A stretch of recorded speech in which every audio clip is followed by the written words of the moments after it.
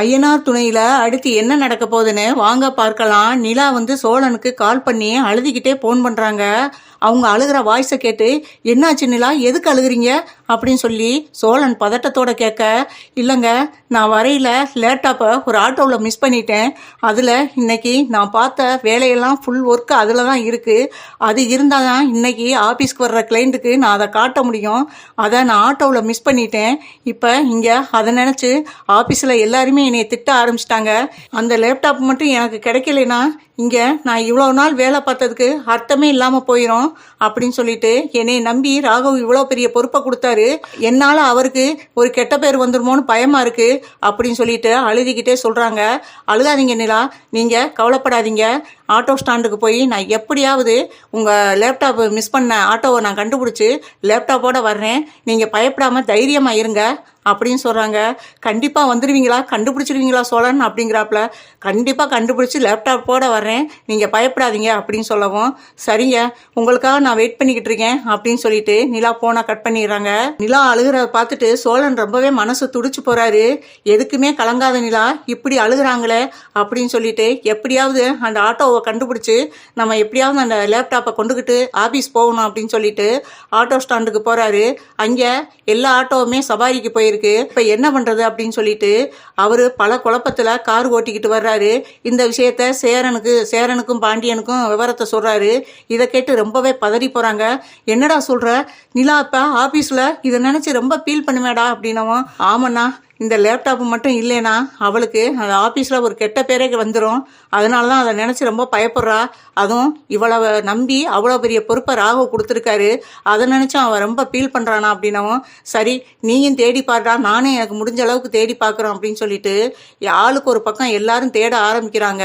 சோழன் எல்லாத்துக்கும் விஷயத்த சொல்லிட்டு கார் ஓட்டிக்கிட்டு அவரும் பதட்டத்தோடையே வர்றாரு. வந்துகிட்டு இருக்கையில ஒரே கூட்டமா இருக்கு. வர்ற வழியில என்ன ஒரே கூட்டமா இருக்கு அப்படின்னு சொல்லிட்டு காரை ஒரு ஓரமா நிப்பாட்டிட்டு கீழே இறங்கி வர்றாரு.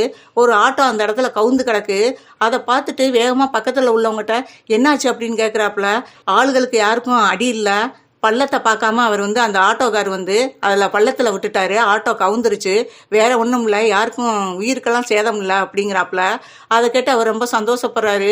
அப்போ தான் நினைக்கிறாரு, ஒருவேளை இந்த ஆட்டோவில் வேணா நிலா மிஸ் பண்ணியிருப்பாளோ, எதுக்கும் கேட்கலாமா, இப்படி நேரத்தில் எப்படி இதை பற்றி விசாரிக்கிறது அப்படின்ட்டு. அதுக்கப்புறம் பக்கத்தில் போய் ஆட்டோக்கார்ட்ட, என்ன உங்களுக்கு ஒன்றும் அடிபடலை அப்படின்னா, இல்லை தம்பி, எனக்கு ஒன்றும் அடிபடலை, என் ஆட்டோவில் வந்தவங்களுக்கும் எந்த பாதிப்பும் இல்லை, நல்லபடியாக எந்த ஒரு அடியும் படலை அப்படிங்கிறாங்க. அப்படியா, ரொம்ப சந்தோஷம் அப்படின்னு சொல்லிட்டு, இப்படி சூழ்நிலையில் உங்கள்கிட்ட கேட்கலாமா என்னன்னு தெரியல அப்படின்னு சோழன் பிட்ட போடுறாரு. அப்போ என்ன தம்பி சொல்லுங்க அப்படின்னு அந்த ஆட்டோக்கார் கேட்க, காலையில் என் ஒய்ஃபு ஒரு ஆட்டோவில் வந்தாங்க. அந்த ஆட்டோவில் லேப்டாப்பை மிஸ் பண்ணிட்டாங்க. அதை தேடி தான் இப்போ வந்துக்கிட்டு இருந்தேன். வர்ற வழியில தான் உங்கள் ஆட்டோ கவுந்துருக்க பார்த்துட்டு வந்தேன் அப்படிங்கவும், தம்பி ஒரு நிமிஷம் இருங்க, எனக்கு இப்போ தான் ஞாபகம் வருது, காலையில் கூட ஒரு பொண்ணை இறக்கி விட்டேன் ஆஃபீஸ்க்கு முன்னாடி. ஆனால் அந்த பொண்ணு இறங்கினதுக்கப்புறம் என் ஆட்டோவில் ஒரு லேப்டாப் இருந்துச்சு, அதுவான்னு பார்க்குறீங்களா அப்படின்னு சொல்லவும், அவங்க யார், ஆனால் ஆஃபீஸ் பேரை சொல்லுங்க அப்படின்னு அந்த ஆட்டோக்கார் சொல்கிறாரு. ஆஃபீஸ் பேரை சொல்லவும், சந்தேகமே வேணாம் தம்பி, அந்த ஆட்டோவில் இருந்த பொண்ணுடைய லேப்டாப் தான் தம்பி அப்படின்னு சொல்லவும், எங்கே காட்டுங்க அப்படின்னு சொல்லவும் காட்டுறாரு. அதை பார்த்துட்டு ரொம்பவே சந்தோஷப்படுறாரு. இந்த லேப்டாப் தான் அங்கே ஆஃபீஸில் இறங்கினவங்க என் ஒய்ஃபு தான் அப்படின்னவும், ஆட்டோக்கார் கையை பிடிச்சி சோழன் ரொம்ப நன்றி தெரிவிக்கிறாரு. இந்த நேரத்தில் நான் எதிர்பார்க்க கூட இல்லை இந்த இடத்துல லேப்டாப் கிடைக்கும்னு, ரொம்ப சந்தோஷம் அப்படின்னு சொல்லிட்டு அவருக்கு ஒரு நன்றியும் சொல்லிட்டு லேப்டாப்போட ஆஃபீஸ்க்கு வர்றாரு சோழன். லேப்டாப்போட ஆஃபீஸ்க்குள்ளே சோழனை பார்க்கவும் அங்கே அழுதிக்கிட்டு நின்றுக்கிட்டு இருந்த நிலா வேகமாக ஓடியாராங்க. சோழன் லேப்டாப் கிடைச்சிருச்சா அப்படின்னு சொல்லிட்டு ரொம்ப சந்தோஷமாக வர்றாங்க. கிடைச்சிருச்சு நிலா, நீங்கள் முதல்ல உங்கள் ஒர்க்கை முடிங்க, அதுக்கப்புறம் மற்றதெல்லாம் பேசிக்கலாம், இந்தாங்க அப்படின்னு சொல்லி கொண்டாந்து கொடுக்கவும் அதை பார்த்து ரொம்பவே சந்தோஷமாக வாங்குறாங்க. வாங்கிட்டு, ராகவ் லேப்டாப் கிடைச்சிருச்சு ராகவ் அப்படின்னவும் அவரும் சந்தோஷத்தோட, சரி இங்கே ஓப்பன் பண்ணுங்க அப்படின்னு சொல்லிக்கிட்டு இருக்கையில கிளைண்ட்டும் வந்துடுறாங்க. அவங்க வந்ததும், சரி எல்லாரும் வந்துட்டாங்க, எல்லாத்துக்கும் முன்னாடி ஓப்பன் பண்ணுங்க, அதை காட்டணும் அப்படின்னு சொல்லிட்டு ஓப்பன் பண்ணி வைக்கிறாங்க. நிலா சூப்பராக ஒர்க் பண்ணிடுறீங்க நிலா, உங்கள் வேலை திறமையை நாங்கள் ரொம்ப பாராட்டுறோம் அப்படின்னு சொல்லிட்டு வந்த கிளைண்ட்டெல்லாம் வந்து நிலாவுக்கு கை கொடுக்க ஆரம்பிக்கிறாங்க. இதை பார்த்ததும் நிலாவுக்கு சந்தோஷம் தாங்க முடியலை. தேங்க்ஸ் அப்படிங்கிறாங்க. அதுக்கப்புறம் ராகவ் மனசுக்குள்ளே நினைக்கிறாரு, கொஞ்சம் அவசரப்பட்டு நிலாவை ரொம்ப திட்டோம் அப்படின்னு சொல்லிட்டு மனசுக்குள்ளே அவர் வந்து வருத்தப்பட்டுக்கிட்டு இருக்காரு. அப்புறம் எல்லாரும் வந்து நிலாவை கை கொடுத்துட்டு, இனி உங்களுக்கு ஒர்க்கு ரொம்ப ஜாஸ்தியாக இருக்கும், உங்களுக்கு அடுத்தடுத்து வேலைகள் ரொம்ப அதிகமாக இருக்கும், நீங்கள் ஒர்க்கு அதிகமாக பண்ணுற மாதிரி வரும் அப்படின்னு அந்த கிளைண்டெல்லாம் வந்து நிலாவுக்கு கை கொடுத்து சொல்லவும் அவங்களுக்கு ரெட்டிப்பு சந்தோஷமாக இருக்குது. இதை கேட்டு ராகவுக்கும் ரொம்ப சந்தோஷம்.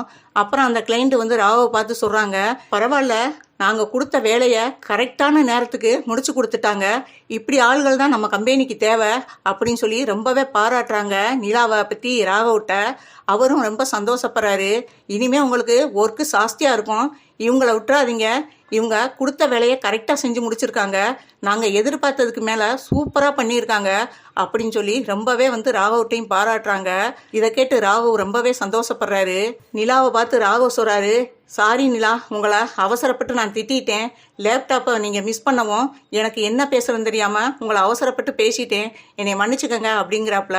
என்ன ராகவ், என்னட்ட போய் மன்னிப்பு கேட்குறீங்க, உங்கள் இடத்துல நான் இருந்தாலும் அதை தான் பண்ணியிருப்பேன், சாரியெல்லாம் கேட்க வேணாம் அப்படின்னு சொல்லி நிலா பெருந்தன்மையாக பேசுகிறாங்க.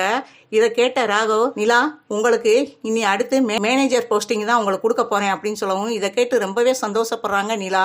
ஒரு நிமிஷம் ராகவ், எனக்காக சோழன் வெளியே வெயிட் பண்ணிக்கிட்டு இருக்காரு, அவரை நான் உள்ளே கூட்டிகிட்டு வரலாமா அப்படின்னவும் தாராளமா, அவருக்கும் நன்றி சொல்லணும் அப்படிங்கிறாப்புல. சரின்ட்டு வேகமாக வெளியே ஓடியாராங்க. காருக்கு வெளியில் வெயிட் பண்ணிக்கிட்டு இருக்காரு சோழன். அவரை பார்த்ததும் குடுகுடுன்னு ஓடியாந்து அவரை இறுக்கமாக கட்டி பிடிச்சி கன்னத்தில் ஒரு முத்தமும் கொடுக்குறாங்க. இதை கொஞ்சம் கூட எதிர்பார்க்கல சோழன். அப்படியே சந்தோஷத்தில் திக்குமுக்காடி போயிடுறாரு. இது கனவா நினவான்னு தெரியலையே அப்படின்னு சொல்லிட்டு அவரையே கிள்ளியும் பார்த்துக்கிறாரு. அந்த நேரம் பார்த்து நிலாவுக்கு என்ன ஆச்சுன்னு தெரியலையே, சோழன் லேப்டாப்பை கண்டுபிடிச்சிட்டானா என்னன்னு தெரியலைன்னு சொல்லிட்டு ஆளுக்கு ஒரு பக்கம் சேரன், பாண்டியன், நடேசன் எல்லாரும் ஆட்டோ எங்கெங்கே இருக்கோ அவ்வளோ வரையும் நிப்பாட்டி கேட்குறாங்க. யாருக்குமே தெரியல, அப்படி ஒரு பொண்ணு எங்கள் ஆட்டோவில் ஏறலை, அப்படி ஒன்றும் எந்த லேப்டாப்பும் எங்களுக்கு கிடைக்கல அப்படின்னு சொல்கிறாங்க. இதை கேட்டு அவங்க ரொம்பவே கவலைப்பட ஆரம்பிச்சுறாங்க. சரி ஆஃபீஸுக்கு போவோம், சோழனும் போனை எடுக்க மாட்டேங்கிறானே என்னன்னு தெரியலைன்ட்டு பதறி போய் எல்லாரும் விழுந்தடிச்சு ஆஃபீஸ்க்கு வர்றாங்க. நிலா ஆஃபீஸுக்கு நடேசன், சேரன், பாண்டியன் 3 பேருமே வர்றாங்க. வந்து இறங்குனா ஆஃபீஸ்க்கு வெளியில் காருக்கு முன்னாடி சோழனை இறுக்க கட்டி பிடிச்சி முத்தம் கொடுத்துக்கிட்டு இருக்காங்க. அதை பார்த்து ரொம்பவே சந்தோஷப்படுறாங்க. என்ன நிலாவா இது அப்படின்னு சொல்லிட்டு நம்ம பார்க்கறது கனவா நிஜமா அப்படின்னு அவங்களுக்குள்ளே கிள்ளியும் பார்த்துக்கிறாங்க. இது நிஜம்தான் அப்படின்ற முடிவுக்கு வந்த பிறகு, டேய் ரோடுடா, இதெல்லாம் வீட்டில் போய் வச்சுக்கலாம், போய் சொல்லுடா அப்படின்னு நடேசன் சொல்கிறாரு. அதுக்கு நான் எப்படிப்பா போய் சொல்ல முடியும் அப்படின்னு சொல்லி சேரன் சொல்ல, சரிடா நானே போய் சொல்கிறேன் அப்படின்ட்டு பக்கத்தில் போய், டேய் இதெல்லாம் வீட்டில் போய் வச்சுக்கலாம் அப்படின்னு சொல்லவும் படக்குன்னு அப்போ தான் சுதாரிச்சு 2 பேருமே சுயநினைவுக்கு வர்றாங்க. அங்கிள் நீங்கள் எப்படி வந்தீங்க அப்படின்னு நிலா கேட்க, நான் அப்போதே வந்துட்டேன், நான் மட்டும் இல்லை சேரன், பாண்டியன் எல்லாரும் வந்திருக்காங்க அப்படின்னவும் அதை பார்த்து ரொம்பவே வெக்கப்படுறாங்க நிலா. அங்கிள் உங்களுக்கு ஒரு சந்தோஷமான விஷயத்த சொல்ல போகிறேன், லேப்டாப்பை கரெக்டான நேரத்துக்கு சோழன் கொண்டு வந்து கொடுத்ததுனால எனக்கு மேனேஜர் போஸ்டிங் கிடச்சிருக்கு அங்கிள் அப்படின்னு சொல்லவும் அதை கேட்டு ரொம்பவே சந்தோஷப்படுறாரு நடேசன்.